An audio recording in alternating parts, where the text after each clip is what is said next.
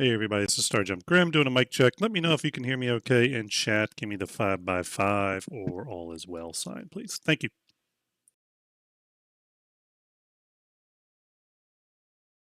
All right, thank you very much. Give me 1 second, everybody, and we will be on.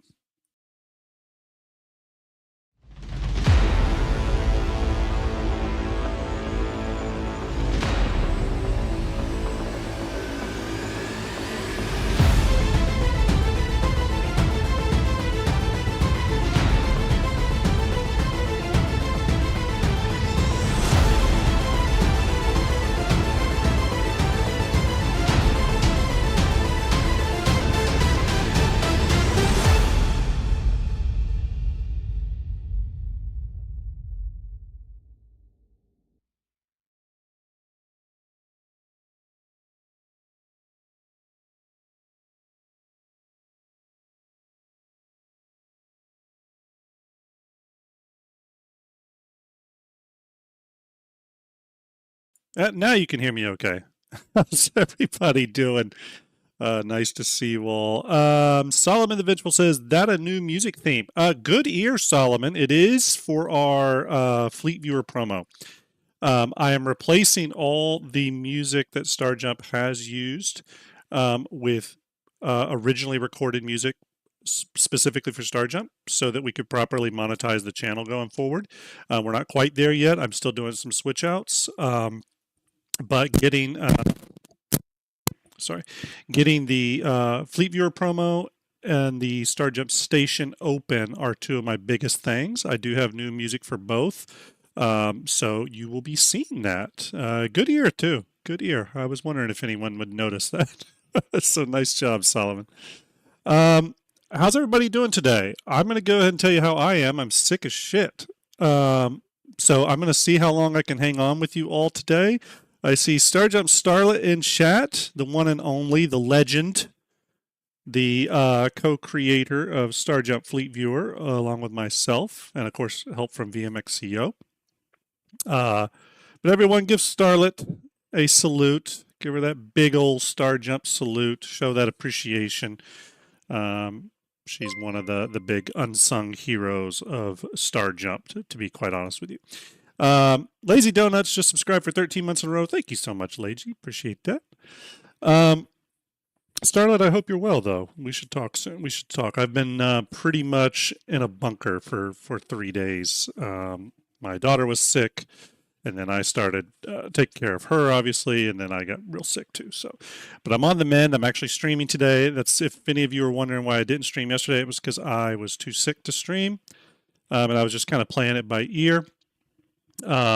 But I felt okay now to do it. We'll see how long I can go. Maybe it's an hour, maybe it's an hour and a half, but something probably like that. So if any of you have messaged me on Discord, I think I got a few messages. Trispone, I know I got a couple messages from you. I'm going to catch up. I've been a little bit out of it. I'll be real honest with you. I don't get sick often, but when I do, it's bad. It's usually bad. So, and everyone, Trispone there in chat over on YouTube, make sure you go check out his YouTube channel. You can just search his name there, TRISTPWN. Going to have Trispone on as a future Starjump Station guest, probably for mid-April. And that's only because I'm traveling in a week, so I don't know when the next Starjump Station is. It might be this Friday, but this Fridays will be on org stuff, and I'd like to have Trist on a ship focus show, so because he does a lot of stuff with ships like I do. So it'll probably be mid-April, and I think we'll have some cool ship stuff to discuss. So that being said, go follow his channel if you haven't already. Again, nice to see everybody in chat.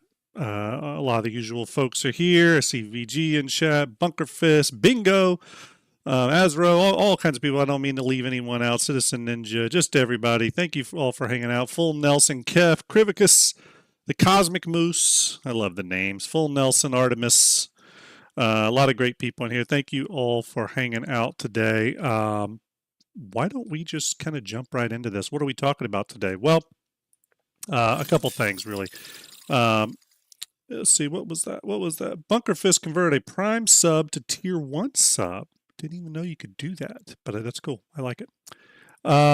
Okay, let me get a few windows up and running here, everybody, and then we will jump into it. Today is Starjump Station, the one and only. But before we get into that, let's make sure we take a look at the following. Did I put it here? Nope, sorry. In the following here, we have the, let me turn off this. Can I turn off the panel? Nope. The left panel there is for today's show, but you'll get it. Anyways, we do have St. Jude's coming up. Don't forget, it starts April 1st to May 31st. We have a lot of raffle stuff we're going to be giving away. Let's see. What did we just do here? Bunker Fist gifted 5 Tier 1 subs. Thank you so much, Bunker. Really appreciate that. Thank you very much, Bunker. Giving you the old double salute. Where's the double salute emoji? There it is. There it is. We're rocking it. You get the double salute emoji. I only bring that out for people that subscribe or gift subs. That's the big one. Or raid. I'll give a double salute for that too. That's the big one. Spreading that love. Really appreciate it. But don't forget, St. Jude's Play Live event. Starjump's heavily involved this year, both myself and Ender. You can find that on Ender's channel, my channel, and our YouTube channel. Whole bunch of stuff we're going to be raffling away, including 2 Polarises, a 600i, a Carrack, Misk Fortunes out the wazoo, Super Hornets, Elgato Stream Deck with Icon City Icon Pack, Starjump Challenge coins, all kinds of cool stuff. So a lot of cool stuff coming there. I hope you're all looking forward to it as much as I am. It's going to be a lot of fun. I'm actually almost glad I got sick now instead of sick during the St. Jude thing, because that would have sucked. Aiden was here. See, thank you for that follow. Sending the javelin passing overhead. Appreciate that. All right. Let me make sure, everyone, that I got all my subs out. And by the way, everyone, if you are new to this channel or if you are part of other communities, please share this channel, the YouTube channel, etc., with your communities. Try to spread that love. You know, once you get to a certain point in the YouTube algorithm or even the Twitch algorithm to some degree, I feel like you sort of stall a little bit. But it's been y'all's amazing support that has kept us moving forward. So please continue to do that. Please continue to share, you know, our content, our channels. We really appreciate it. And for today, I ask that you just put up with the occasional nose blow on stream. I know that's not exactly what you signed up for today, but hopefully you can deal with it. I'm gonna do one now. All right, there we go. Let's go ahead and probably some sniffs. I'm not on any sort of illicit drug. That's what he subbed for. Well, good. If you can put up with it, I can put up with it. All right, let's go ahead and get started. Now, this is Starjump Shipyard. You really kind of can't get started with all this unless we kind of go over any new ship news, right? Now, today's episode is about the ships of 2025. You may be asking 2 questions. One, did I already do a stream just like this like a month or 2 ago? You're correct, I did. But there's some new information out, and I have some new theories about certain ships, and I figured it was good to catch up. And what else is Shipyard for, right? We talk ships. 2, you might be saying, didn't Space Tomato just put out a video 2 days ago on the 2025 ships? And was Grim mentioned? Yes to both of those. He did mention me and talks about the Drake Heavy Fighter, and we're going to talk a little bit about that today. But yes, Space Tomato just put out a great video on the 2025 ships. I encourage everyone to go check it out. It's actually a really good, really well put together video. Not that his videos usually aren't. He always puts out really great content, but I thought his video really kind of summarized all that we currently know about certain ships in a really great way. So obviously go give that a check. I think some of you maybe come to me just because, you know, of my perspective on ships and maybe stuff that I may know or speculate on, and maybe you align with some of that. I want to preface this whole conversation, by the way, with the following.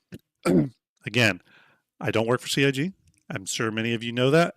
but some new viewers, I don't think sometimes realize that, because I will sometimes get emails or messages asking me to stop doing stuff like this and focus on fixing like bugs in the game. I'm not a developer, so sorry, can't do that.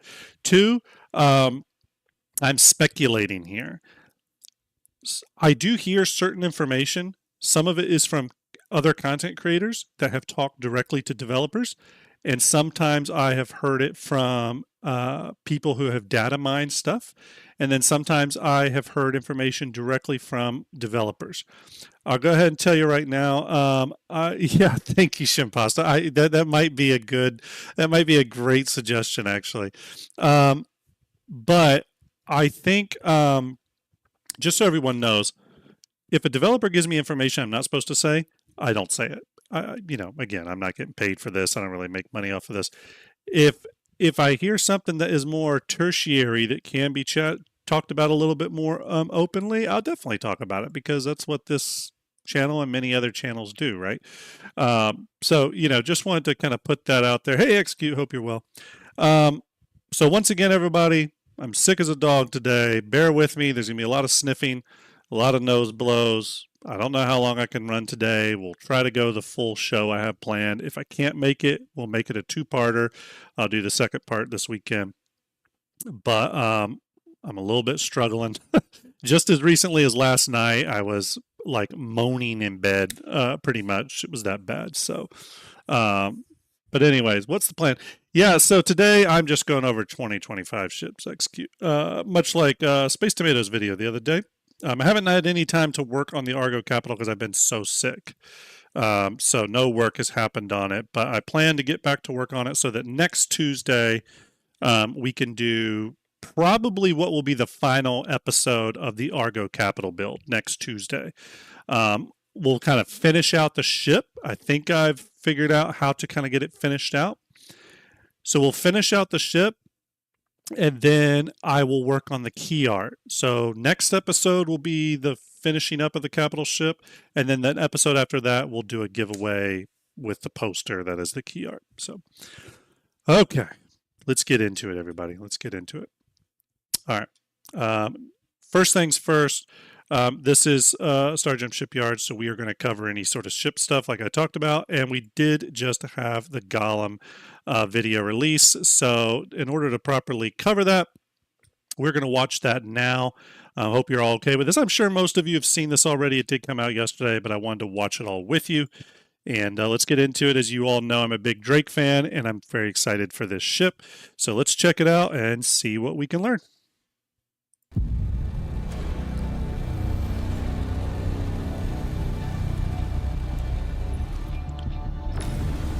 Golem's basically a new starter ship from Drake for people looking to get into mining. It's very bare bones. Really kind of shows off the scale there, right? I mean, it's shockingly small. About 15, 16 meters long, if I remember correctly. They seen the prospector and was like, we can do that, maybe. And then went to the scrapyard and grabbed a bunch of stuff and stuck it together. Star Miner is, instead of having all these fancy heads that do fancy things and you skip a couple of steps, it's learning how to do mining, learning how the different heads and the different consumables help. I believe the best part is it's compact, can mining, and also price, performance balance ship. Visually. I tell you, we're seeing a lot of new ship developers. In some of these behind the scenes, behind the ships videos. Usually we're seeing Mark Gibson, Ben Curtis, John Crew, Ethan, I forget his last name, Ethan, I think it's Ethan, yeah. We're seeing those guys. It's nice to see some new people, though, spreading that love a little bit. I'm sure they really appreciate it. Yes, Cooper, thank you very much. Appreciate that follow. Thank you. It looks very industrial. There's lots of exposed parts. You can kind of see that they want to show you how this works. The exterior parts, which Alex and Michael worked Will heavily do. on it, has lots of Drake spatial DNA details. It almost feels like it's missing cladding where you would expect there to be covering up these fragile, very exposed pieces. It's got a couple of like really interesting tanks on the back that sort of store all of the minerals that you're hoovering up. You can take them off, and then that sort of reveals the tucked away components on the roof and the sides. They're real cool looking. I would get up there and just check out the mining arm. Batu did a fantastic job. When you take the pods off and you look up where the mining head sits, you can see all of the piping and where the mining head just rests. It all looks really cool. I believe that personally my favorite part of the ship, because it's nothing like the other mining arms in the whole game.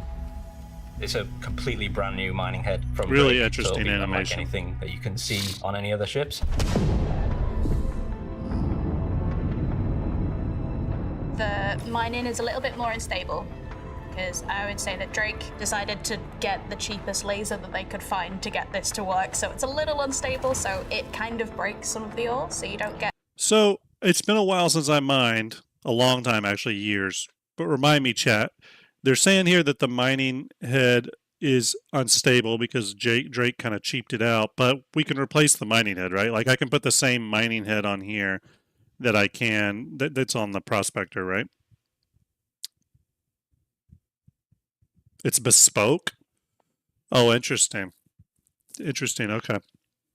Keep watching, they say. Okay, let's keep watching. Get as much as you would with some of the others. Probably not as versatile as something that you'd get from like the Prospector. You can't take its heads off, but you can add the gadgets to it to make it work in different ways. But it will definitely get the majority of the rocks that you can mine as a single player in the game. That should feel like a solid, compact ship that you can take it and start mining immediately. We think this is a good ship for mining to start off with, if for people who don't want to invest in Thank you, Dozer. a Prospector. Appreciate it. You Salute can to you. grab it sooner, start learning how to do it, and then you can maybe go to a Prospector afterwards. I love Drake. I love that it's unapologetically lazy. All right, I'm going to pause it again, and I hate to be the guy that pauses it. I'm going to say this. Different people at CIG describe Drake differently all the time. I always try to notice it when they're talking about it. By the way, cool paint jobs for the ship. But I've heard lazy. I've heard it's pirate themed. I've heard it's bare bones. If I worked at CIG, I would change the narrative around Drake to not be any of those things, but I would describe them as a blue-collar workers ship, right? Manufacturer, okay? They're the blue-collar manufacturer. They make things to get stuff done. It may not be the best, but it will get it done, and it can be done cheaply and efficiently. So I personally, if that was me, I would change the narrative around Drake to be more for the people, blue collar, that type of stuff. If you're looking for a cool It is, ship Bunker, it is. which can mining, There could be also two. as a compact, you should definitely go for it. See, I'm biased, I like all of it, so I don't have a specific spot that I'm like, hey, look at this bit. He's just a good little guy.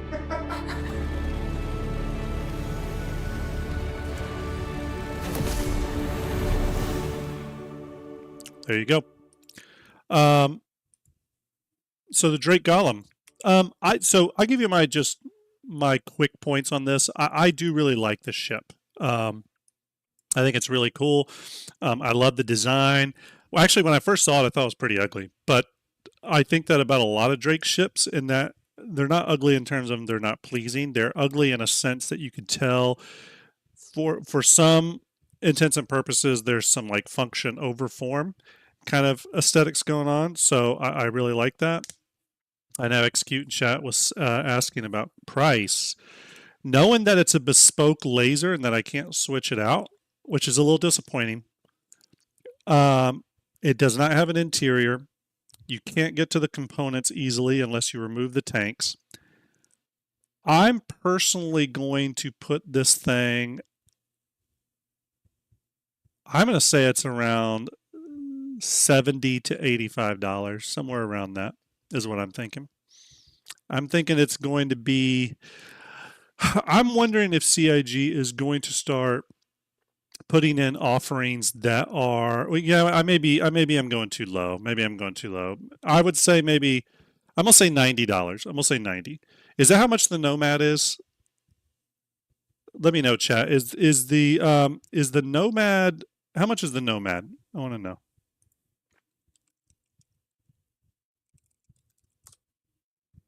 Let's see. Nomad is $90. She said, I'm going to put it around the Nomad thing. I look at this as kind of like the same sort of starter that the Nomad is. I'm going to say $90. I think they're going to go a little bit low on it, and the reason is that with the events and stuff this year, I think they're going to try to get. I think they're going to try to get more people into some of the industrial loops. Now, I feel like I'm probably going low because, well, what about that new Atlas Geo? I don't know. Maybe it's like 75 or something. I don't know. I'm thinking $90 to $110, somewhere in that range. I can tell you right now, I personally wouldn't want to pay more than $110 for this thing. And I'm a big Drake fan. So I have to hope that they're sort of thinking that. Hull A is also 90. Okay, I put it in like the 90 category. Even if they go a little high on it, 100 max.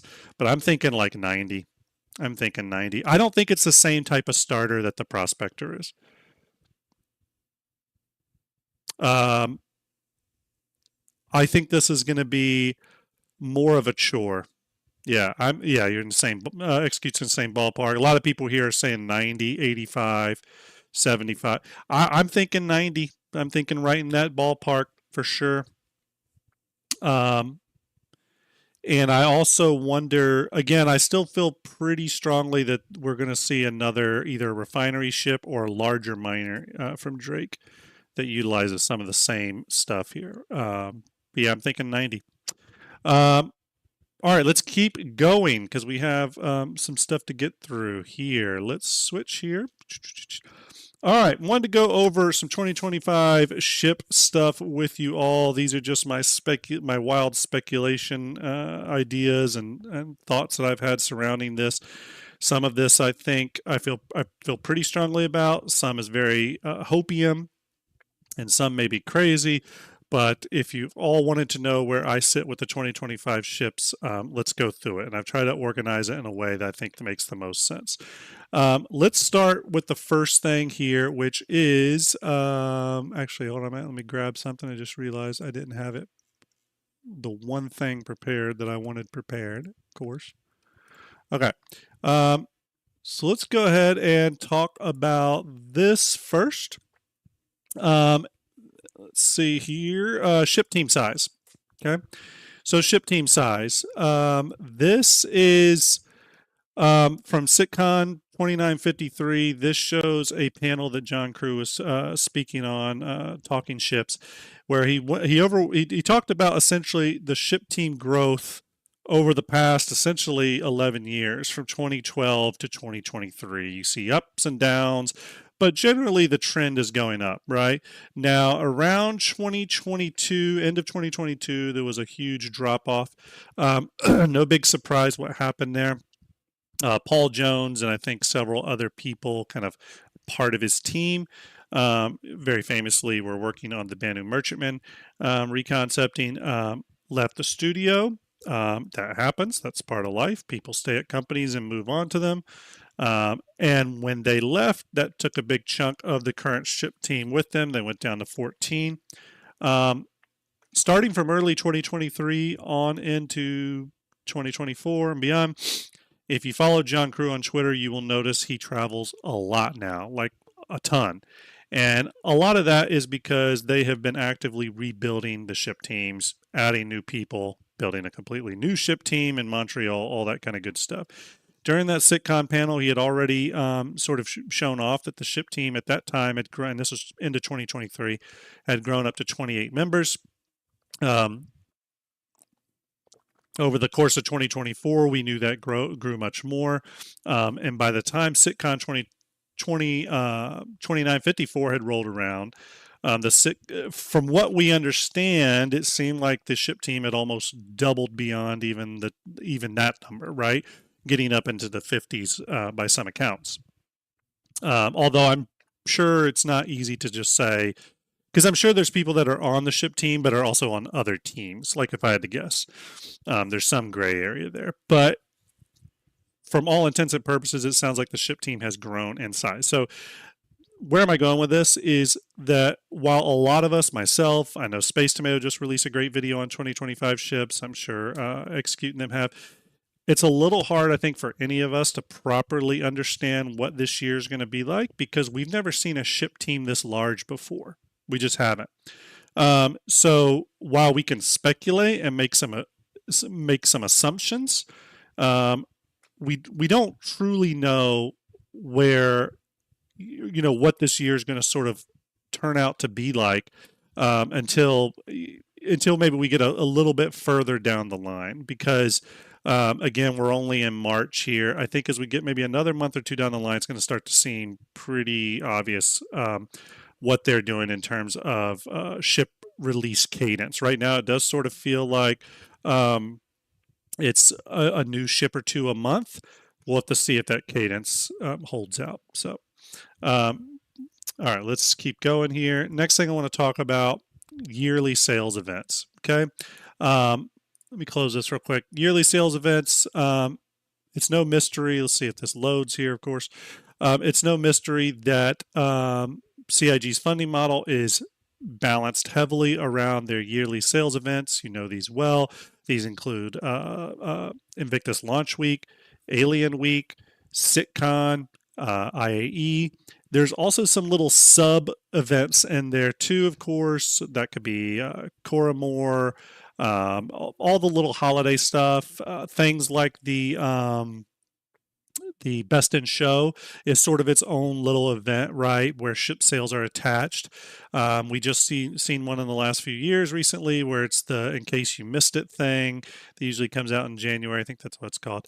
So there's a lot of little smaller things in there too, but overall we've got these yearly sales events. However, this year we understand that CIG is doing things different from a gameplay cadence where we're not really getting the quarterly patches anymore. They're focusing more on these monthly patches, right? With this monthly kind of content delivery. Hey, Art, hope you're well. So that will possibly change up how yearly sales events run. So that leaves us with a question.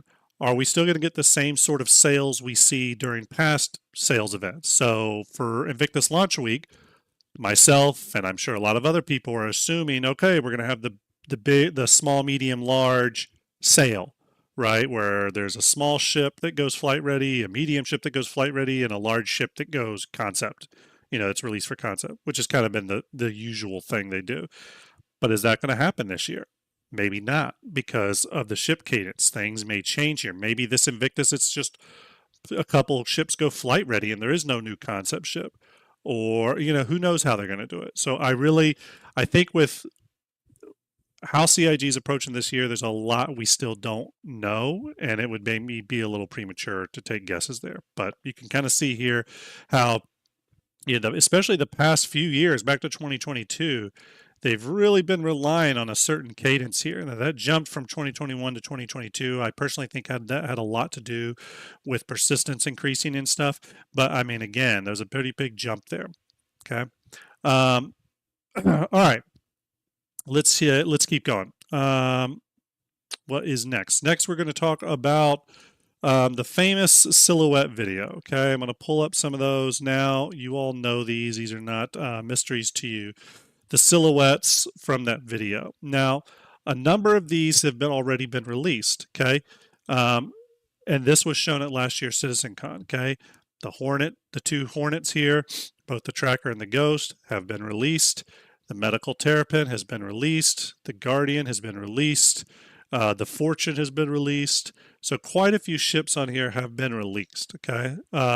Some that we feel like are probably coming sooner rather than later, like the Apollo, Starlancer TAC, and others again are coming. So let's keep all that in mind. But ultimately, I think that with the silhouette video, we all understand that there were a lot of ships in that video, but at least 4 or 5 of them have been released at this point.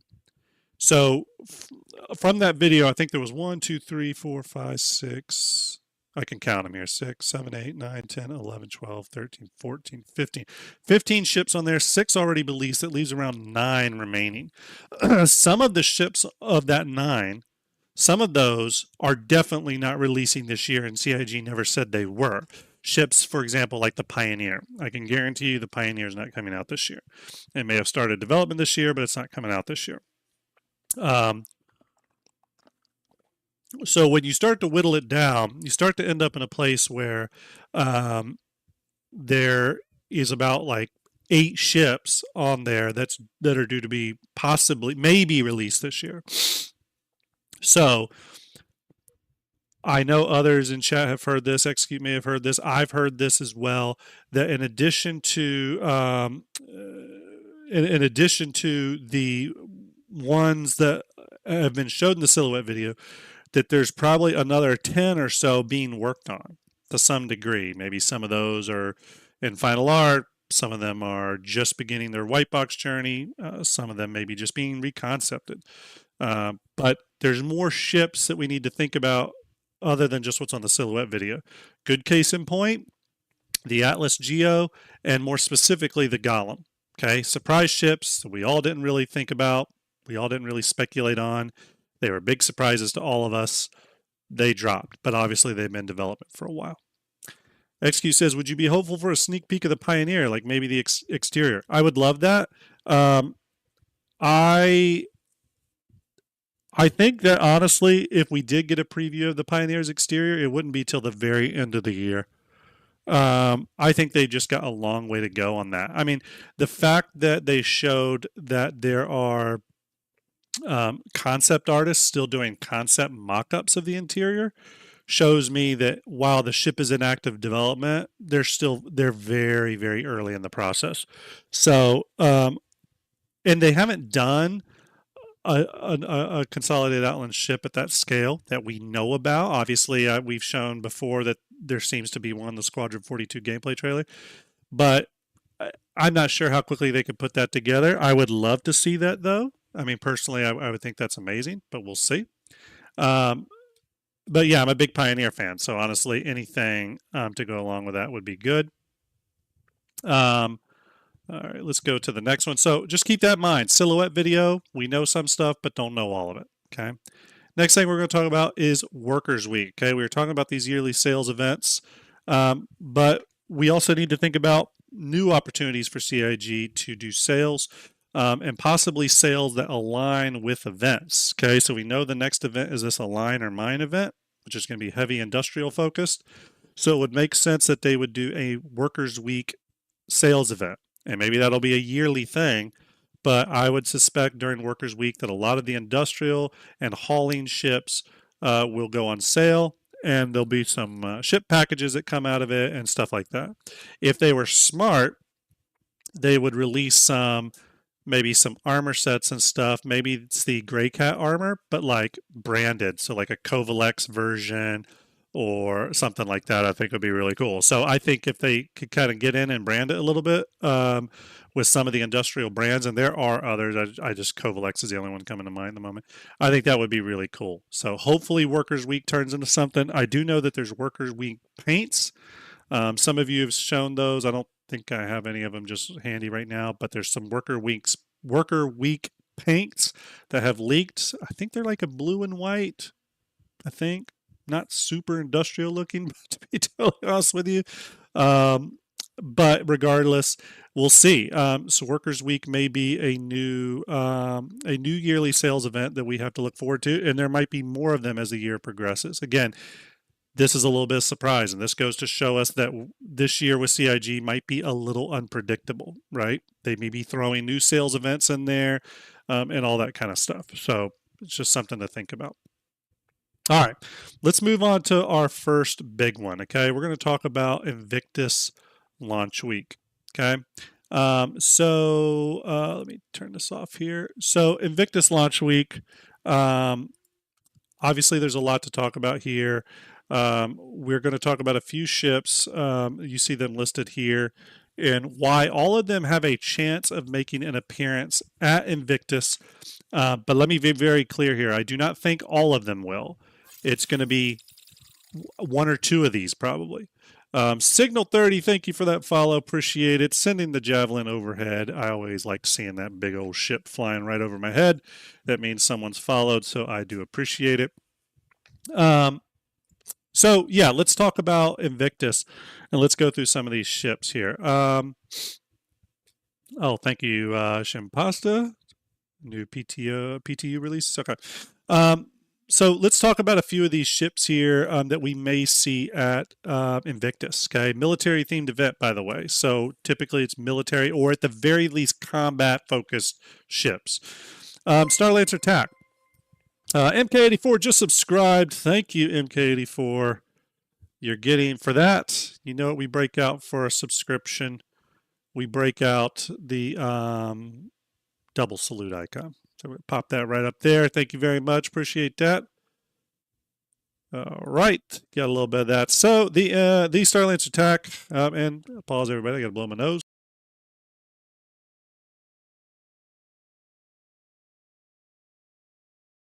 And it had to be done, and it was done. Starlancer attack. Yeah, so this is the military themed, or I guess this is a military, like I'm not sure if this is a UEE ship or not, actually. I need to go back and look at that. But it's the combat focused variant of the Starlancer. I've been finding a lot of good usage off the Max during the Supply or Die event. It was actually the perfect ship to carry a certain amount of cargo, be relatively safe, well armed, fast, good shields, all that. So I've been pretty happy with it. I see VMXEO in chat. Everyone give VMXEO a big old salute. Him and the StarFab team working hard to get StarFab running with the new 4.0 code base. And from what I hear, very, very, very close, which I'm super excited for, because I know when Invictus rolls around, if CIG drops some big ships on us, people are going to want the old StarFab exports. So give a big old salute to VMXEO. Appreciate it, everyone. And everyone, and not to diverge real quick too much, but again, do I still have that? Why is that? Hold on a minute, everybody. Let me find it. Yes, don't forget, VMXEO did this amazing cutaway. Make sure you go follow him on Twitter. He does some really cool cutaway animations. They're awesome.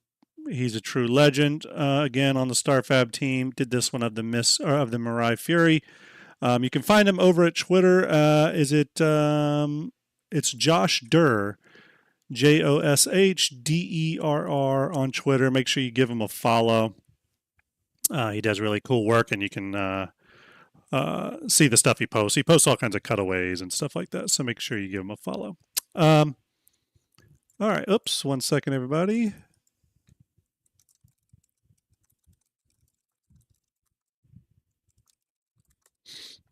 Okay, continuing on here.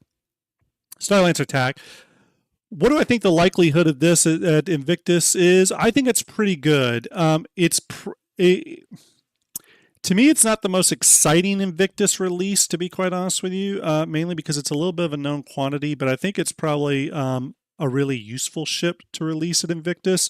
The fact that it has the Fury hangar, the drop seats, the extra broadside guns and stuff, it kind of does make it perfect for well, actually, Tenpethy just said it perfectly there. Is perfect for like the Hathor point of interest where the mission is around the big orbital laser things. It really is well suited for what's kind of going in game right now, what'll probably be going in game most of the year. So it really, yeah, fingers, it definitely is kind of a large Cutlass Steel. I mean, there's no doubt about it, but I think a much better conceived version of the Cutlass Steel. Hey, and there's Ender. Ender, I am hanging on. I decided to do this stream today because I was feeling okay-ish. Don't know how long it's going to go. I might get through the whole thing, or I might have to end it early, and it's a part one. I'm alive. I got a little boost of energy. I usually feel good around this time of day, but the morning and nights have been pretty rough. I'm going to be honest with you.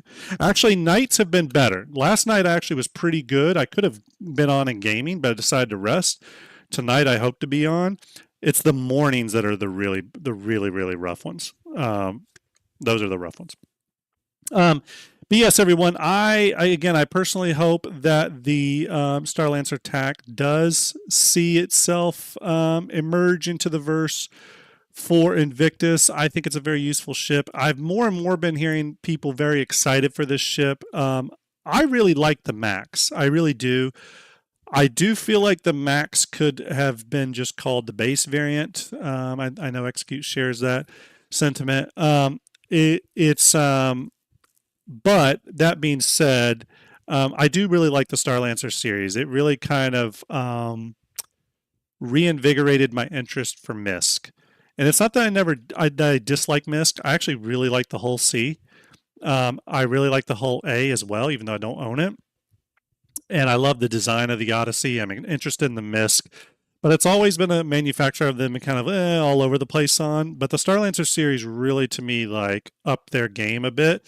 And I'm excited to see some of the new ships come down that line. This really gets me excited for the Odyssey, for example, and the Expanse. Actually, I'm a big fan of the Expanse, and I would like to see that one come out sooner rather than later. But I think we're going to wait on ship-based refinery stuff until we get crafting. I think those are going to come together. All right, next on the list, we're going to talk about one of my personal favorites, the Drake Ironclad, the 120-meter long armored cargo freighter from the best manufacturer in the verse, Drake. Antonio Paladin, did I get that right? Antonio Paladin, thank you for the follow. Appreciate it. Salute to you. Drake Ironclad. Here's what we know about this one. We know the Ironclad has been in development for a while. When CIG originally did the Ironclad is Rad Inside Star Citizen episode, I think Gavin Rothery and stuff was in there. Either way, there was an artist showing the Ironclad in Blender being worked on. And while I do think there was large parts of that were probably concept mesh related, CIG doesn't typically show us that stuff. And if they do, they show it to us in a slightly different way, and like how they did with the Odyssey. I really took from that, and I could be reading way too much into it, but I really took from that the ship was in active development. And that was quite a ways ago. That was like a year ago, right? So I think the Ironclad is right in line to be flight ready for Invictus. Does that mean they'll release it for Invictus? No, it doesn't. It's possible. We do have Drake Defense Con on the very last day of Invictus, so that would be kind of interesting if Drake decided to release the ship. And this is going to kind of go into our next ship here that we're about to talk about, and we'll kind of circle back around to the Ironclad, because I think they sort of affect each other maybe with their release cadence. So let's go to that next ship real quick, okay? And by the way, the Ironclad is another ship that I think could work really well in the verse that we have right now, okay? And again, everyone, sorry for the sniffs and the coughs. Let's talk about the Perseus, okay? We know the Perseus is in active development.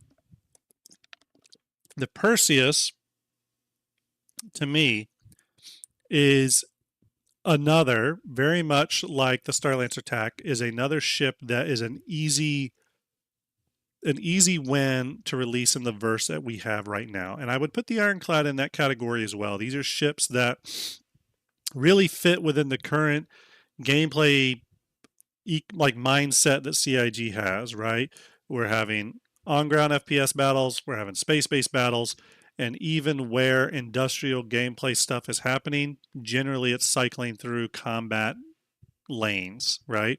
So I think a ship like this, again, fits mostly pretty well within the current gameplay ethos. So I could see this being released this year is where I'm going with this, and still making sense from a gameplay standpoint. And plus, it doesn't matter. CIG's already said this is an active development. So when would a ship like this release? Well, it would make a lot of sense for CIG to release this during Invictus. It's a combat UEE military ship. If you want some history on this, I know Paul Shelley over at the Astro Historian did a great video on it, but it's a combat military UEE ship. It needs to be, the best time to release this is at Invictus. Now, Some of you may say, well, there's not enough time for this ship to have been from the time it started being worked on. Thank you, Pedro. Really appreciate that. Hope you are well. Thank you very much. Always appreciate the kind words, of course. Let's see here. Everyone, I'm moving some channels around here. Stand by, everybody. Okay. Just getting some panels moved around here. Stand by. Yes, thank you very much, Pedro. Appreciate it. So the again, perfect ship to release during Invictus. Some of you may be saying, well, it hasn't been in development long enough. The only thing I could say to that is it hasn't been in development long enough that we know of. There is nothing to state that when CIG started work on the Polaris, there may have been some work being done on the Perseus. We don't know that. And what I mean by that, they may have been even back as far as then, white boxing out interior spaces, getting things laid out, getting materials, paneling, all that kind of stuff prepped for the ship to go into development. And when it did go into development, it was able to be maybe expedited through development. And much like with the Polaris and how they released the Polaris at IAE, but yet it wasn't totally finished. If you remember, we didn't have the captain's quarters and a few other things. It's very possible that they could be aiming to release the Perseus during Invictus launch week, but maybe not everything is done on it, but they still want to capitalize on that ship sale, which would make the most sense. It's important to remember too, and I'm going to go into Fleet Viewer real quick. It's important to remember too that the Perseus is a lot smaller than people think. It's a good sized ship, don't get me wrong, but it is not Polaris size, like not even in the same, like even remote size range. It is a 100-meter long ship. I've heard a lot of people say the Perseus is going to grow, or it's 120 meters or something. No, it's a 100-meter ship. This thing is shorter than the shorter than the Hammerhead, for example.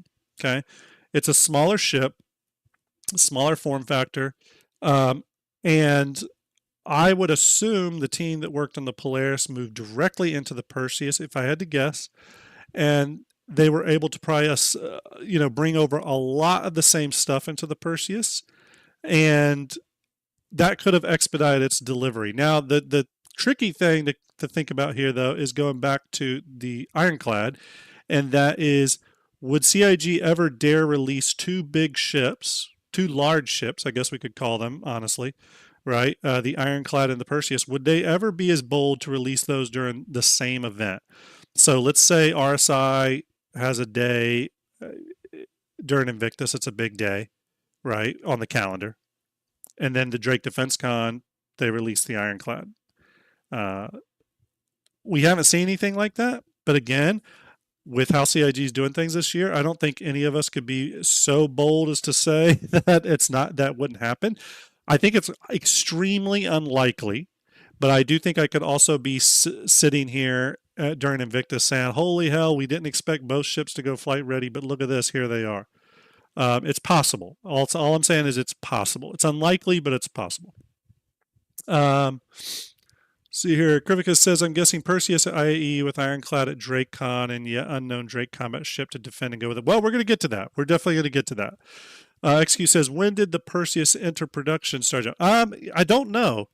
All I'm saying is, I think sometimes we assume the Perseus went into production when the production on the Polaris ended, but I think that's probably the wrong way to think about it. Based off what we've seen with the ship teams, when a ship moves down the production line, usually its last few months are spent with the team doing a lot of the downstream stuff. So sound effects, visual effects, some animation, stuff like that. But the actual ship team that did all the modeling, they have been done with a lot of the work, I think, months ago. I think as the Polaris was inching through development, I think the Perseus has always been shadowing it a little bit.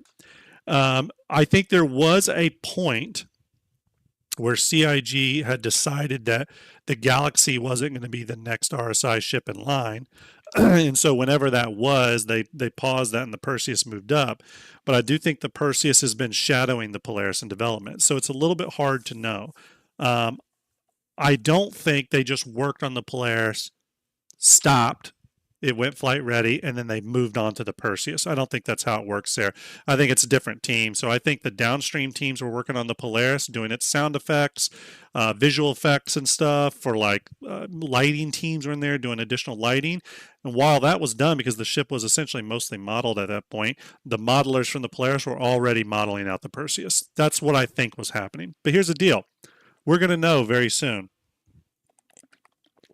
We're probably going to get the Invictus calendar in sometime in May.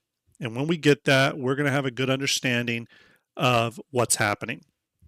If that calendar seems to strongly hint that we're going to have 2 big ships released based off the cadence of days, that's going to be pretty wild, right? Because again, we've never had that. If it doesn't show that, then it makes sense that one of these ships is coming at Invictus and one of them's coming at IAE. Okay, and we'll talk about IAE here in a minute. But it makes the most sense for them to separate them like that. Hey, Citizen Spooner, salute to you. Hope you're well, buddy. Center 55 as well. Hope you're doing well. But one of those is likely. That's the most likely scenario, that one of these ships, either the Perseus or Ironclad for Invictus, and one of those ships for IAE. However, I just stress that this does feel like a different sort of year for CIG, and they may be approaching ship selling differently. Okay? They may not hold both ships up for 2 separate events. They may put them both in Invictus because they have something different planned for the end of year. We don't know. We really don't. Okay? Or a different scenario, right, would be Starlancer Attack and Perseus for Invictus. Still 2 pretty big ships. The Starlancer Attack's like 90 meters, right? Roughly. So it could be that and the Ironclad into next year. Where I'm going with this is we have sort of 3 big ships, right? We have the Starlancer Attack, the Ironclad, Perseus. We have these ships, and they've got to be spread out throughout the year. So we'll see where they land. That's why I'm very excited to see the the eventual Invictus launch week schedule. Now, I want to talk about this ship, but before we talk about that ship, while we're still on Invictus, by the way, but before we get to that ship, I want to talk about this ship, okay, right here. One of the most controversial ships that we've heard about. I know Tristpone is in chat right now. Tristpone, are you still in chat? I think you still are. I'm not going to reveal anything on this show other than just to hype Tristpone's own channel up a bit. One of the things Trist does really well is take silhouettes and sometimes sketch out what he thinks the ship would look like based off these clues. And he has done that for this ship. Now, I'm not going to share it here because he has shared it with me. I'm not going to share it with because I know he's making a video around it. And he's going to put that video on his channel, and obviously he's going to do that. But after he shows it, I'm going to be talking about that sketch a lot because it looks really damn cool. Okay, but we're going to save that for his channel. Please make sure you go over to Trist's channel and give him a follow. As a matter of fact, I'm going to do that right now. Stand by, everybody.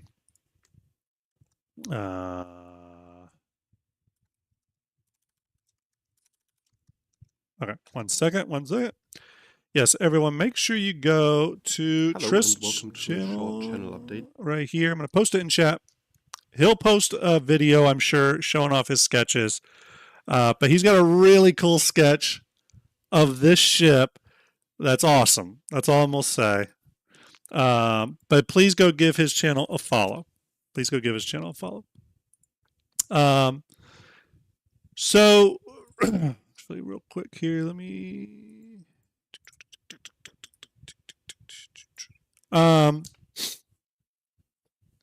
No, Trist, I don't want to take away your thunder, man. I'm going to let you show it. Because I think you did a damn good job on them, and I want you to show them. And and be able to show it off. Unless you really want me to, then I will. But I don't want to steal any of your thunder. I just wanted to hype your channel up, my friend. Yeah, Triss does a lot of cool things. But this ship, which I think, and I know some people in chat do not agree with me on this, but I probably don't agree with them on this either. I think this is a Drake heavy fighter. I think what this ship is meant to do, one, is fill an obvious gap in Drake's current lineup. Drake really should have a heavy fighter and a medium fighter. They currently only have the Buck, so I think they need a dedicated heavy and medium fighter. But also, the Corsair, I think, is turned out, as we know with CIG's weapon changes on it and now reversion and stuff, I think CIG's in that weird place where they're like, we don't really know where we want the Corsair to fit. It's got so much firepower, but it's really a general purpose exploration ship. So I think this ship is going to be the Corsair, but without the cargo, without the cargo space and the ability to carry a vehicle and stuff. So the people that use the Corsair for its overwhelming firepower, they'll be more apt to use this instead of what the Corsair is being used for. I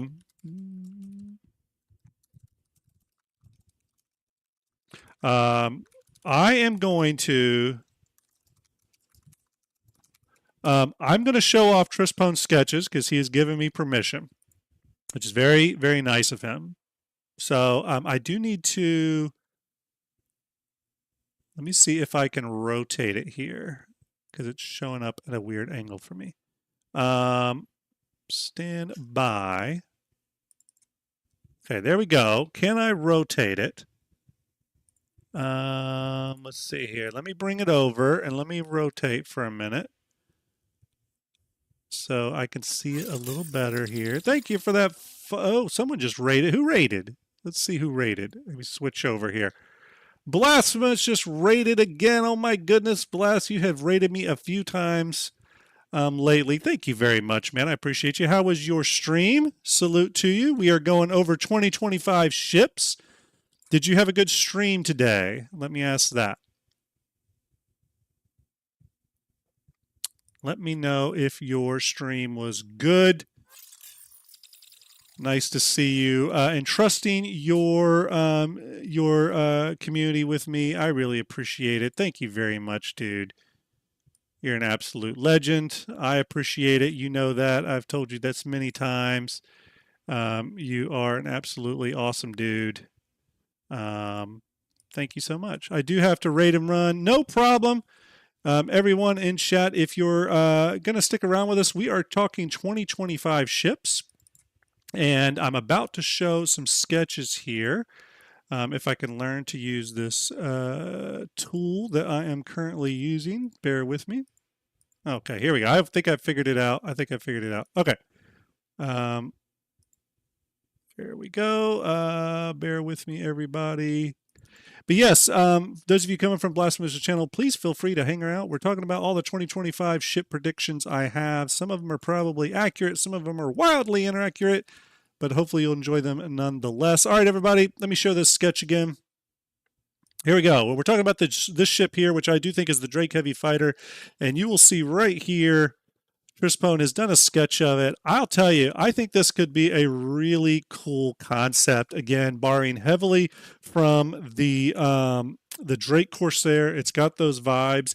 But imagine if you chop the rear end of the Drake Corsair off, you got rid of all that fat, all that general purpose areas of the ship, the back cargo bay, the vehicle area, and all that stuff, and literally just focused on the ship being a combat platform using parts and pieces from the Corsair. It seems very Drake for them to do that. And I think this, by the way, is an excellent mock-up of what it could be. I know that some people have thought this was something different from different manufacturer, whatever. I think it's very Drake. And again, remember everyone, he's looking off of the silhouette, which is this right here, which is obviously very hard to tell sort of what we're looking at, but just sort of doing a kind of a speculative sketch on it. I think it does speak to what this probably is. I really do think it's some sort of Corsair based heavy fighter. If that is the case, then it would actually make sense for this to fall on Drake Defense Con. So this ship, which I kind of up to this point did not associate with Invictus, if you start to pull it into that conversation, what we could likely see is possibly Paladin, which we're going to talk about in a minute, possibly Perseus for Invictus, possibly Starlancer TAC. But then Drake Defense Con follows up with this ship, whatever this Drake heavy fighter is. That would be interesting. And being a heavy fighter, I think it would make money. Heavy fighters are popular. So I think I want to say it's likely.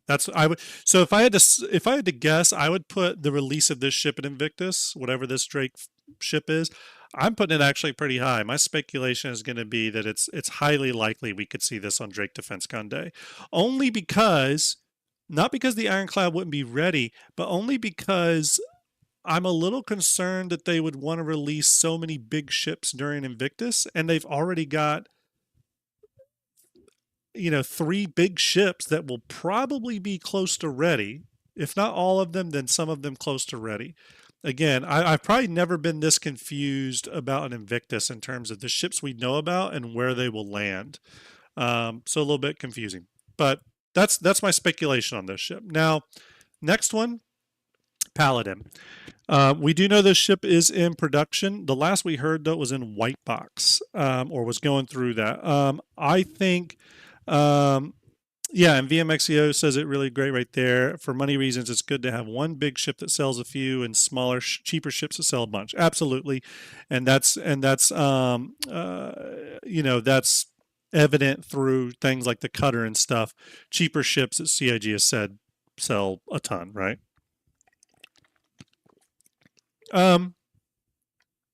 So Paladin, if in fact it is in white box and even moving into gray box, then there's no way this will be ready for Invictus. That's the last we heard. I'm not sure if anyone in chat could remind me, but I know I saw at some point CIG talked about this moving through the pipeline and that it was like in white box or gray box, which means it's still got a ways to go. If they're not like at final art or load 1, then they still got a ways to go. Sorry, everybody. All right. Let's see. Running through chat here. Ender, I already did. I did it a couple times. I'll be doing it some more.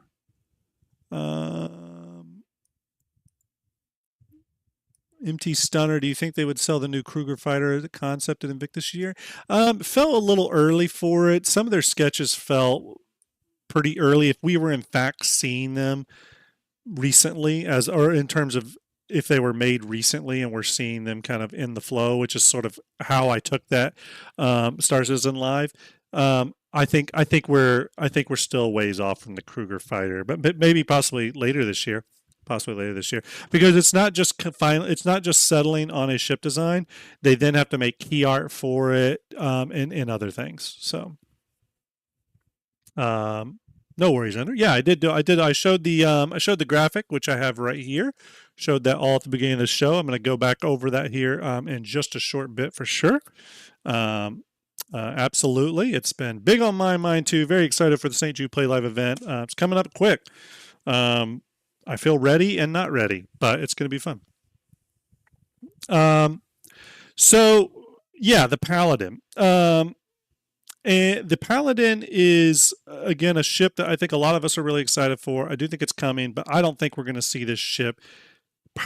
I think if we see this ship go flight ready at this year, will surprise me. But I definitely don't think it's Invictus. If it's going to go flight ready, we're talking end of year, because let's assume it's in gray box. It still has to go through final art, both interior, exterior. It needs to go into, visual, all the downstream stuff, audio, visual effects, all that stuff. I just think I think we're still a ways from it. At least 6 months, right? Minimum. HQ says, Starjump maybe add the Anvil Asgard to this as it carries weight. Yeah, so the Anvil Asgard, another Anvil ship that we have heard some things about. We've seen some strings, some like code strings related to it.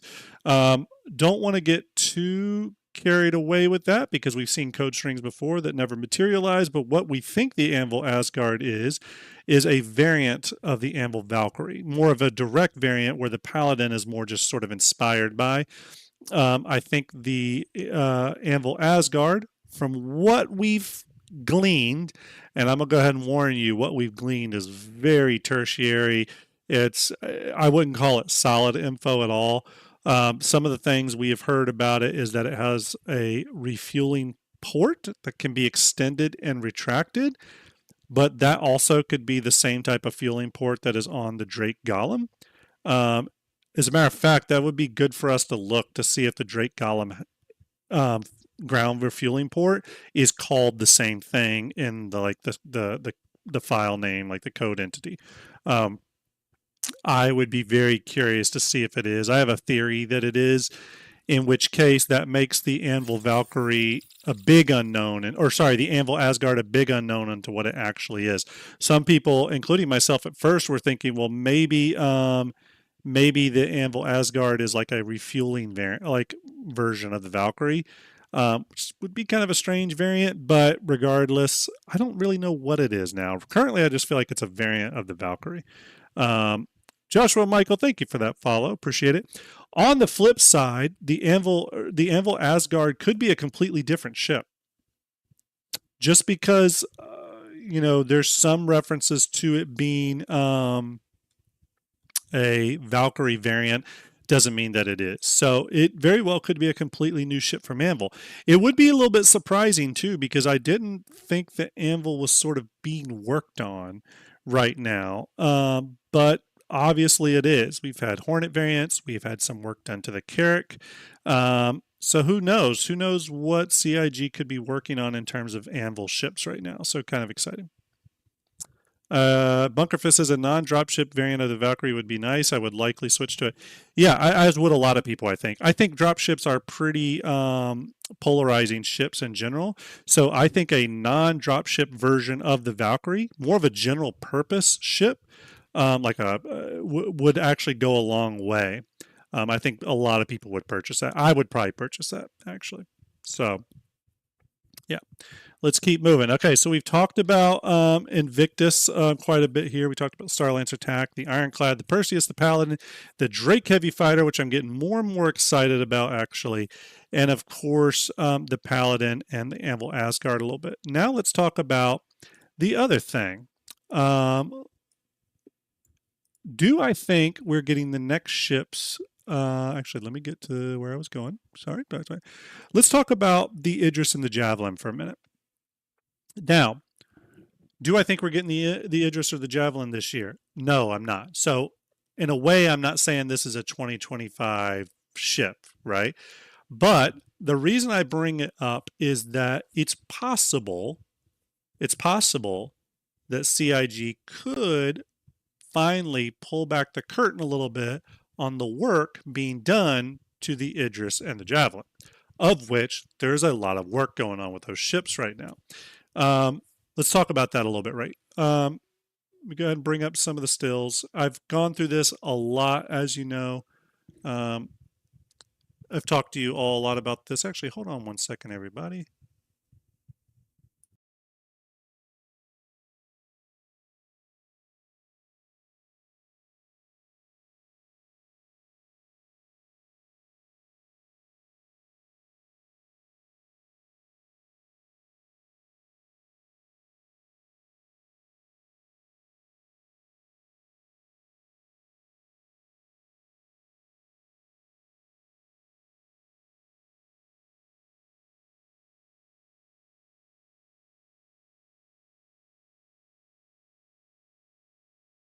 All right. Let me know if you can hear me okay, everybody. Back in the saddle.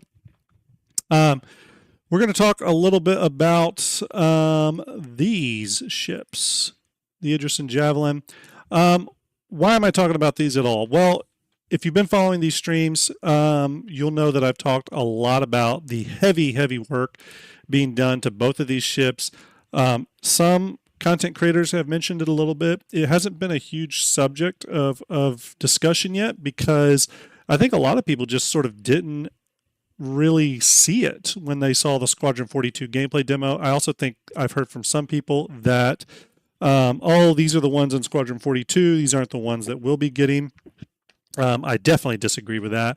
I think the changes we've seen to the Idris and the Javelin are a direct result of the Polaris and the incredible exterior work that was done on that ship, and how CIG wants to bring up the quality level of the Idris and Javelin, which are both hero ships, to Squadron 42 and ultimately to the PU. And it's quite obvious that in Squadron 42 they've changed. Again, you can see all the external greeble work is different. Turrets are different. Engine shapes different. Everything's different. There would be blowback if people played it in Squadron 42, got to experience the ships upgraded like this or redesigned and have a much better look to them, in my opinion. And then you play the PU and you've got the old version. These new versions I fundamentally think we're getting for Star Citizen. And where I'm going with this is there's been a lot of Idris and Javelin updates found in the code in even just the last couple months. So it's very obvious CIG is putting a lot of work into these ships even as we speak. John Cruz said the Idris would go flight ready for everyone, the PU, when Squadron 42 releases. Still on track for next year, we assume. So they don't have a lot of time remaining to get the Idris totally final and done. And then the Javelin, he said, would come out after the launch of Squadron 42, that they wanted to figure out some of the modularity and stuff. So there's been some additional information that has leaked out about some of these redesigns. Well, not really about the redesigns, but about certain areas of the ship that are represented on display monitors and stuff that do hint to those redesigns. I can show you a little bit of that now. So for example, in the Javelin engineering room, this is one of the screens that appears on the Javelin engineering room. If you know the Javelin as well as I do, you will know that this is the new design of the Javelin. This is not the old version. How do I know that? Well, I know it a couple ways. The first ways are the engines. You can see these engines up here and back here. These are different. These are different than the current engines we have on the Javelin. Okay, these are the ones that are new, and I can show you those engines right now, which I will do. Here you go. I want you to remember this image, actually. You can see these like convex chevron engines. Okay, those are the new engines. You can also see these little winglets, and you see how they're not just straight edged like the current Javelin in the PU.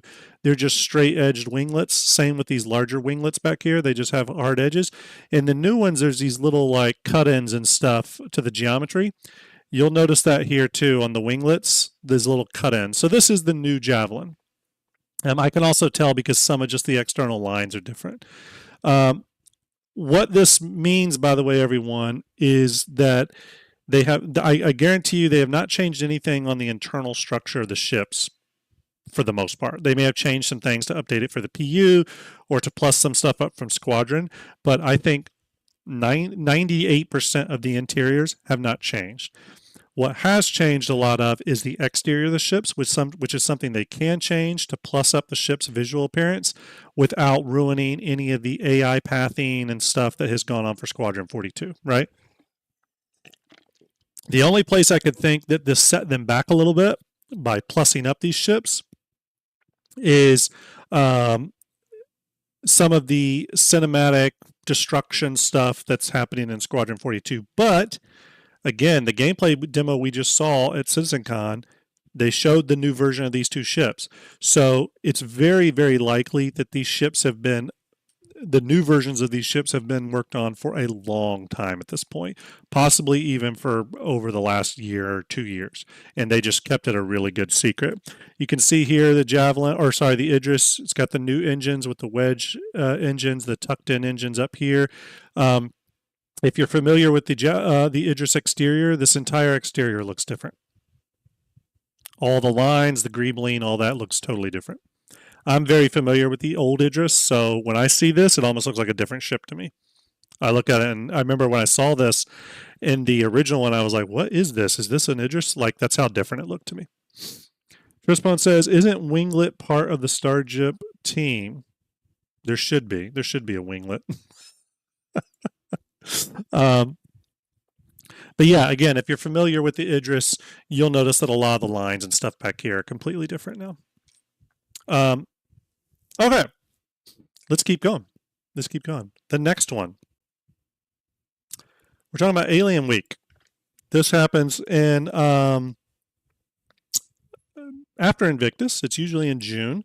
Alien Week focuses on alien manufacturers. Usually we get a new concept ship. I don't know if we've ever actually gotten a flight-ready ship. Tagamon, thank you for that follow. Appreciate it. Salute to you. I really appreciate you. Everyone coming into the channel, by the way, from Blasphemous community. If you like the content here, please give me a follow. I appreciate it. Do not forget to go follow or subscribe to our YouTube channel as well. You can find that here on this link that posts, hopefully. Go give us a subscribe there. We're going to be doing lots of stuff over there over the next 2 months, and there's a lot of great content over there if you've never checked it out. Don't forget to go over to Starjump Fleet Viewer and check that out as well. That is our fleet viewing tool. Really cool. And you can visualize your fleets, both concept and flight-ready ships. You can import your hangars, all that kind of cool stuff. And then last but not least, make sure you go follow us on Twitter. That's where all the Starjump announcements usually come out, and all that good stuff. So, oh yeah, and don't forget to give our good buddy Ender a follow, and give his Twitch follow. We're going to do a lot of stuff over there for St. Jude as well. All right, let's continue on. Alien Wake. I don't think we've gotten a flight-ready ship there in a while. LOX, thank you very much for that follow. Sending Javelin overhead. You took my guidance and hit that follow button on this channel. I really appreciate you. Salute to you, buddy. Thank you so much. Set the old Javelin overhead. Okay. We haven't really had a flight-ready ship for Alien Week. And you may be asking, are we going to get one this year? I personally don't think so. Crimson Omega, thank you very much for the follow. Salute to you as well. Thank you. The Raylan. I think the Raylan is the only alien ship that we know about that is not flight ready yet. Correct me if I'm wrong, chat. We can't include the Vandal ships because we know those are coming with Squadron 42. So I think the Sulin was at IAE, correct? Let's see here. The Sulin was flight ready at IAE. That's correct. Yeah. But I don't think it was during Alien Week though. Right? Either way, I don't think we've had a flight-ready alien ship for Alien Week in a long time, if ever. But I know there's been a lot of discussion for the Raylan, the Gatak Raylan. I'll be honest with you. 2 years ago, I would have guessed that. Let's see here. Air Dragon, thank you for this Prime subscription. Thank you very much. Appreciate it. Please hit that follow if you haven't. I really appreciate the subscription. As with all subscriptions, you get the old double salute here, the old grim double salute emoji. There you go. Air Dragon, thank you very much. I appreciate you. Coming out with the big support. Appreciate it. Hold on one second, everybody. Okay, sorry. XQ says, Sulin was at IAE. My bad, I said that wrong. Starjump. Oh, okay, no worries. Sulin was at... Okay, yeah, so it was IAE. John Cruz said Raylan was entering production alongside Polaris. Yes, so he said that. Obviously, a lot has changed since then. CIG has taken a fully different approach this year. There were other ships scheduled to come out as well during that pipeline push, including the Legionnaire, which were also backburnered. We have heard nothing of the Raylan since then. I think it's unlikely we will see the Raylan for Alien Week. Now I'm gonna go ahead and preface this because I hate to always be the one to like quash someone's dream of a ship coming out, but I'm gonna tell you right now, this is pretty much the only alien ship I like. I mean, I like all of them, but this is the only one I'm like, I need to own this, is the Raylan. Okay. I want this ship to be in the damn game. Okay. I probably more than anyone want this to come out at Alien Week. Okay. I can promise you. However, I'm very suspicious of it being able to hit that date. We haven't gotten any updates to it, but that doesn't necessarily mean anything. I think sometimes CIG prefers not updating us on certain ships, but I've heard nothing about it. I've seen there's been no sneak peeks, no hints, no anything surrounding it. We know of a lot of other big ships in development. Again, the Starlancer series, manufacturing ships, the Pioneer, the Perseus, the Paladins, all the other work that's going on, the Ironclads, all that. And I start to think to myself, was there really enough room in all of this for the Raylan, an alien ship that's semi-complex, especially in its transformations? Is there really room in the pipeline for this ship right now? I want to say this ship has been paused, or possibly, put on the back burner. I hope not.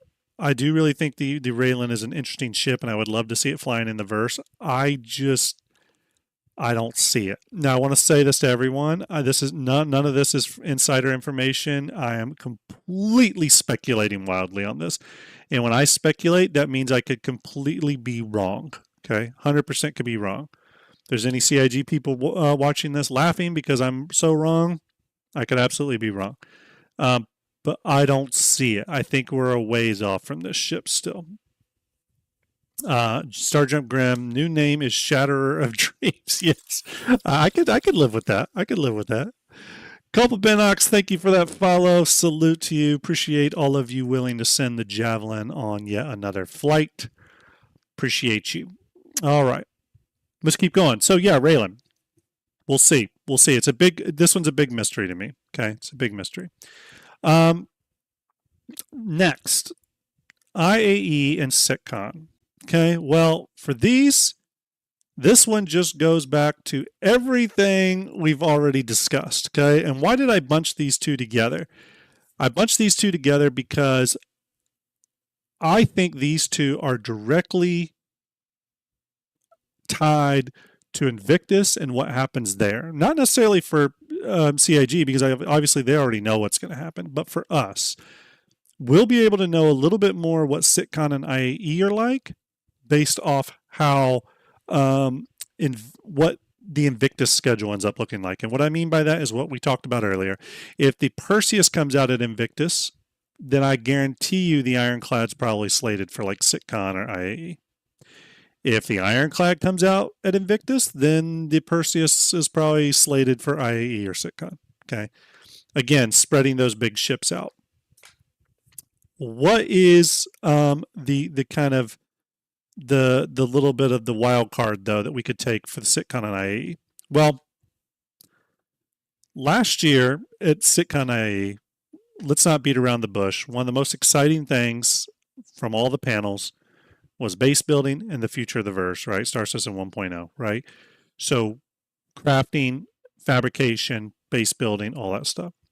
So with that, being that IAE's at the end of the year, CitCon's at the end of the year, what they're showing us is what's coming for the next year or two, right? So I would suspect that beyond the flight-ready ships that come out for those two events, CitCon and IAE, it's possible we could get some concept sales for ships that tie directly into that future gameplay. So possibly refinery gameplay, fabrication, manufacturing, base building, all that. It's also the event that we could finally possibly see the CSV FM and the Starlancer build go on sale. Because again, we know about those ships, but they're not on sale yet, right? So I think they're not going to open the gates on pledge access to those ships until we're a little closer to base building. I think maybe that was wise of them to hold off pre-selling those ships at this time. I think it's very possible that at IAE or CitCon we could get a bigger curtain pulled back on progress on the Pioneer. I think it's still a little too early anytime soon to get any real progress on that ship, but I think at that time we could get some nice progress on the Pioneer shown off. Again, starting to build hype for that future base building stuff. So something to keep in mind. By the way, if anyone from CIG is watching, one additional thing I think you could give the Pioneer that would be really cool is I think it would be cool is if the CSV FM and like even maybe the Starlancer build, but it's definitely the CSV FM and the little hover trolley builder. I think if those could have some sort of connection to the Pioneer to where maybe their drones can actually go refill from those from the Pioneer could be really cool. That'd be, again, I think there's still some stuff they're figuring out with the Pioneer, but I think we'll talk more about that in a minute. But CitCon and IE still kind of big question marks. I think we're going to learn more about that. It's a little too early for us to speculate on those without seeing how Invictus is going to net out. But again, the good thing is Invictus is very close. We're only 2 months away, and we're gonna learn a lot about what the schedule looks like. Now, I will preface this to go back to the very first one of the very first things we talked about, which was those yearly sales events. There's no, all the signs currently point to CIG pushing out a new ship a month, right? If they hold to that, that may change their CitCon and Invictus plans. Again, we'll learn more about this at Invictus. And what I mean by that is maybe they don't plan on releasing the Starlancer TAC during a military-themed event. Maybe it's just going to come during an event patch. Maybe June or July is going to be a patch centered around ground combat gameplay, and they're going to release the Starlancer TAC with it. We don't know. You know what I mean? So it's just something to keep in mind that if they are releasing a ship every month, they may change the cadence to not be solely centered around the yearly sales events. All right. Hello SC says, is there any plans for a Constellation rework? We have heard plans of a Constellation rework. I don't think it's in progress anytime soon, but I do think they do want to get back to it at some point and bring the ship just up to gold standard for sure. Chief Tygon says, whatever happened to the hover carts at distribution centers? The last I think we heard about the hover carts, there were some physics issues. Correct me if I'm wrong on that, chap. I think there was some physics issues they were working out. Yeah. So, another CitCon IAE 2955 surprise could be this, and I'm gonna go out on a limb here. I don't think it'll be flight ready. No one read me wrong. But with the Ironclad's release, I could see CIG teasing that the Kraken is going in development at next year's CitCon silhouette video, whatever that looks like. I could see them tease the Kraken finally that it's moving into production.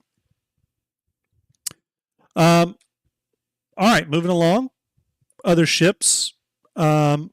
Obviously, none of these are big surprises. We've heard just recently about Atlas variants. Obviously, with the Geo, there's been the things that come out, the leaks that come out from Wikilow's Emporium showing a combat Atlas variant. It's probably the worst kept secret ever. I know a CIG dev did pop out and say that it's just a mock-up, it's not functional or anything, and that we shouldn't read into it. I call bull on that a little bit. I think there's probably a little bit more to this than that. Hopefully we can analyze this a little bit further. I know me and VMXEO want to get this version into Fleet Viewer regardless. So I would suspect we'll get some more Atlas variants over the course of years, over the course of the next year. Yeah, and fingers, it could be an April Fool's joke, but I think I feel pretty good about us getting a combat Atlas variant. Even if it is April Fool's, I feel pretty strongly we're going to get it. And why the reason I say it is it's money on the table. I think it's going to happen. It may not be this, it may not look like this, but we're going to get a combat mech for sure. We're going to get the Titan suit that we think that we've always wanted. We're going to get it at some point. So there's that. There's also the Apollo. Again, oops, hold on one second, everybody. There is the Apollo. We know these are in development. We haven't heard about them in a while. I do think they could come sooner rather than later. I don't know when, though. We really haven't seen any hints to this ship. I think it's likely that it will come this year. And I'm almost suspecting that we might get some sort of medical themed event this year that ties into medical gameplay in an interesting way. I know there's some imprint region event coming up as well. Maybe it's that, but maybe down the road later this year, there's some medical themed event and they want to release the Apollo alongside that. Very possible. And then last but not least on my list, and we talked a little bit about this earlier in the show, the Pioneer. I've heard a lot of people talk about the Pioneer, and I just want to just reiterate to everyone that I do not see a Pioneer coming this year in any way, shape, or form. I think it's still going to be a ways out, so don't get too excited about this one. This is a next year ship at the soonest. But that still leaves a lot of other ships on the docket from the Silhouette video. We have ground-based vehicles, which is only natural for us to get some of those during an Invictus type event as well. Some of these definitely look combat focused or combat adjacent, so I think we could see either one of these ground-based vehicles at Invictus. Again, we don't know what they are, but I think we could see them. I think this ship here, which we're all heavily suspecting is a consolidated outland ship of some type, we could see this year as well, again tied into an event. Or maybe it's an end-of-year ship, again, going into CitCon IAE. Maybe this is a ship that ties into manufacturing or base building or fabrication and has some synergies with the Pioneer. By the size of this ship, maybe it's no bigger than a Nomad, maybe. And if so, it could fit on the pad of the Pioneer really nicely. We don't know if that's how this would work, but it'd be really cool if it did. Either way, hopefully more information about this at some point, but I do think this is a consolidated outland ship. Drake Heavy Fighter, obviously we went over this one at length. Apollo, we just talked about this one. Starlancer TAC, again, could fit really nicely in Invictus. We'll see where it shakes out, though. I think this is probably the most likely Invictus ship. Okay. And then, of course, there is the Perseus, another really strong Invictus contender. I think this has been in production longer than most people think. So I think it's very likely it's Invictus, but I'm ready to be surprised. If this comes out of Invictus, by the way, it does show that CAG is definitely increasing their throughput on ship production, because it means they would have completed this in a slightly shorter time span than what we're used to. Obviously, we have the Ironclad. Again, the Ironclad could fit in a number of events this year. It'll just be, we're still unknown a little bit on if both variants will release or just the base. Hopefully it's the base and the Assault. I would love the Assault to come out even if it doesn't have its repair functionality, but we'll see about that one. So again, lot of ships in development. It's going to be an exciting year. Actually, let me go back here real quick, everyone. Sorry. It's going to be a very exciting year. I hope all of you are as excited about it as I am. We're going to be following this closely, obviously, on my channels and Shipyard throughout the year. The further we go down everything, I'll be tracking which ships are coming out when. Obviously, any ships that are surprises, we're going to be heavily covering as well. The Drake Golem being a great example of that. So after everything we've covered today, don't forget, there's a ton of ships we don't know about that'll probably drop. So everyone should be excited for that. Real quick, one more time, everybody. Don't forget, St. Jude Play Live starts April 1st. That is next Tuesday, by the way. I think we're going to have a number of streams next Tuesday. We'll have our Tiltify link with a QR code on all of our streams where you can donate. We'll have a rough schedule of the raffles going on at any given time because it's not all of them going on all the time. We'll have certain ships available at certain times over the course of the 2 months. For that, I will be doing my regular streams. So I'll be doing my Tuesday Shipyard stream. I'll be doing my Thursday chat stream and Friday's Starjump Station, depending. And we're going to be doing Fleet Builders. Ender has his streams that he'll be doing. So it'll be plenty to go around. I know we're going to do dual streaming nights where we actually play party games and stuff like that. So that'll be a lot of fun. Excuse me, I just hiccuped. So it's going to be a lot of fun. Raising money for sick children and their families going through absolute nightmares, as they battle cancer. And I just can't imagine a more horrible thing, but we've got some absolutely incredible raffle prizes we're going to be coming at you with through those 2 months. Again, 2 Polaris Corvettes, a 600i, Anvil Carrack, 3 Misk Fortunes, an Elgato Stream Deck with Star Citizen Icon City pack, Super Hornet Mark II, multiple starter packs, Drake Buccaneer, Anvil Hawk, Hurricane, Gladius Valiant, and some Starjump Challenge coins, and a few custom liveries in Starjump Fleet Viewer, which is very cool as well. So don't forget to follow the 3 channels you see down here. The Starjump Ender on Twitch, Starjump Grim on Twitch, and Starjump_Grim on YouTube, or you can just type Starjump in YouTube, will come up. Follow all those. Make sure you follow the Twitter. Very important there because a lot of posts are going to be coming there, updating you on what's happening, when streams are happening, all that kind of good stuff. You're going to want to do that. What else? I think that's mostly it. I'm proud of myself for actually getting through this stream today. I feel much better today, though. I'm hoping I can do some gaming tonight. Chief Tygon says, Grim, how is the Argo capital ship coming along? Well, I'm glad you asked. Where is my last? Let's see. For those of you that tune into Shipyard for the Anvil capital ship project they're working on, which is this right here, you can see it. It is a large 253 meter long Argo capital ship that focuses on ship fabrication. We are currently working on this, but it's usually every other shipyard. So next Tuesday, I'll probably be doing the final episode on this where we finalize the build and we finish it out and start to create the key art. Once we have the key art created, we will do a giveaway on that of a poster of that key art. For those of you that, when I say key art, you're like, what the hell is Grim talking about? I usually create posters out of ships. So for example, here is a poster of the Pioneer that I made. Here's a poster of the Idris and Javelin docked.